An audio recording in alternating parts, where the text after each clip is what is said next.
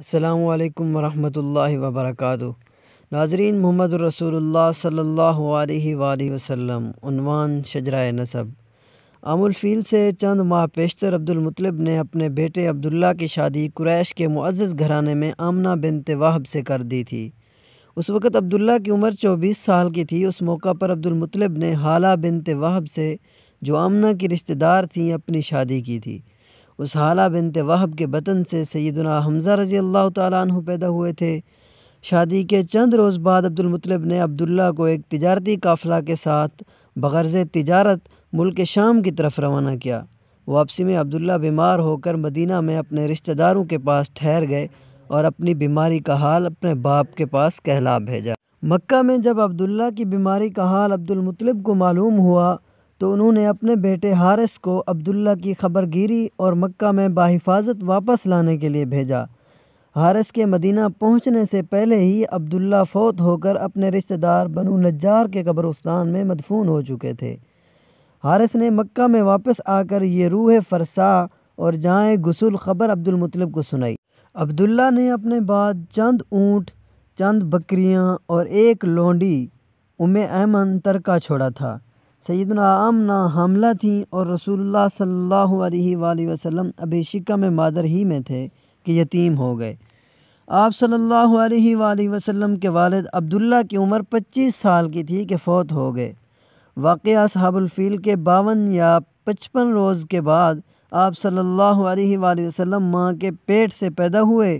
ماں نے ایام حمل میں ہی خواب میں دیکھا تھا کہ فرشتے نے ان سے آ کر کہا، جو بچہ تیرے پیٹ میں ہے اس کا نام احمد صلی اللہ علیہ وآلہ وسلم ہے۔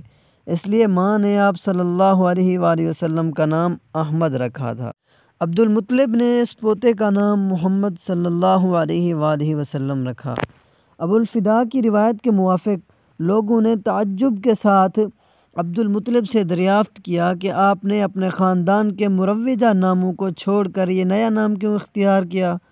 عبدالمطلب نے جواب دیا، اس لیے کہ میرا پوتا دنیا بھر کی ستائش و تعریف کا شایان قرار پائے۔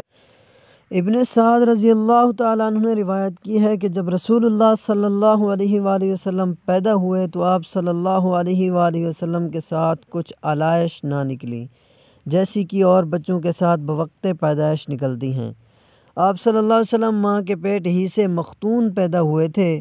مورخین نے یہ بھی روایت کی ہے کہ جب آپ صلی اللہ علیہ وآلہ وسلم پیدا ہوئے، ٹھیک اس وقت کسرائے نوشیروان کے محل میں سخت زلزلہ آیا اور اس کے 14 کنگرے گر گئے۔ استخر کا مشہور آتش کدہ دفعتاً بجھ گیا۔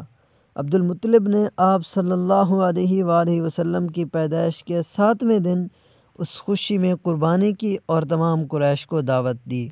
ناظرین، یہی تھی آج کی چھوٹی سی ویڈیو۔ اگر ویڈیو آئی ہو آپ کو پسند تو آپ نے کر دینا ہے ہمارے چینل کو سبسکرائب اور ساتھ ہی جڑے بیل آئیکن کو پریس کر دینا ہے تاکہ اس طرح کہ ہم کوئی بھی ویڈیو اپلوڈ کریں تو آپ تک بآسانی پہنچتی رہے۔